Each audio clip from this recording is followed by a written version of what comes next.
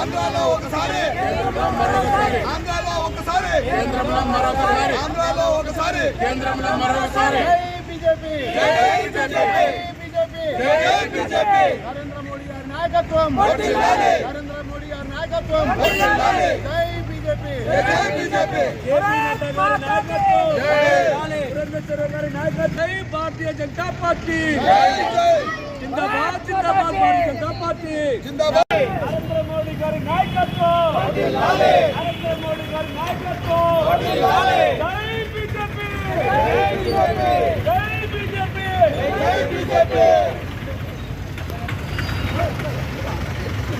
నరేంద్ర మోడీ పురంధేశ్వరి గారి నాయకత్వం నీలకంఠ గారి నాయకత్వం రాఘవేంద్ర గారి నాయకత్వం రాజ్కుమార్ గారి నాయకత్వం జై శ్రీరామ్ జై శ్రీరామ్ देश की रक्षा कौन करेगा कौन करेगा हम करेगा देश की रक्षा कौन करेगा कौन करेगा देश की रक्षा कौन ఆ రోజు మనం అనుకున్నట్టుగా వాజ్పేయి జయంతి సందర్భంగా అన్ని ఏరియాలలో వాడవాడలో మేము ఖచ్చితంగా ఈ జెండా ఆవిష్కరణలు చేస్తామని ఒక ప్రతిజ్ఞ తీసుకున్నాము. దానికి పరంగా మనము ఈరోజు అన్ని జెండాలు ఆవిష్కరిస్తున్నారు.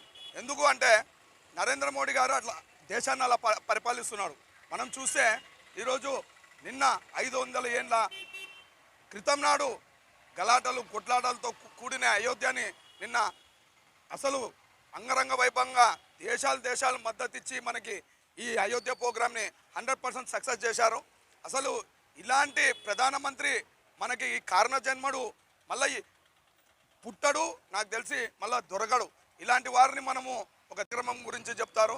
ఊకే ఈ ప్రభుత్వాలు ఆ స్టిక్కర్లు వేసుకొని మా పథకాలని చెప్పుకుంటారు. ఉన్న పథకాలన్నీ మొత్తం నరేంద్ర మోడీ గారికి సంబంధించినవి, మా బీజేపీ పార్టీకి సంబంధించినవి తప్ప మా పార్టీకి వాళ్ళ పార్టీలు అన్నట్టు స్టిక్కర్లు వేసుకొని ముందుకు పోతుంటారు.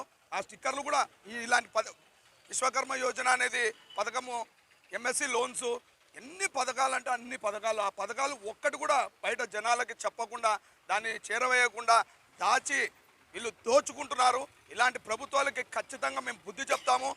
మొన్న చూస్తే చంద్రబాబు నాయుడు కూడా ఇలానే చేశారు. ఈరోజు జగన్మోహన్ రెడ్డి కూడా అలాగే చేస్తున్నారు.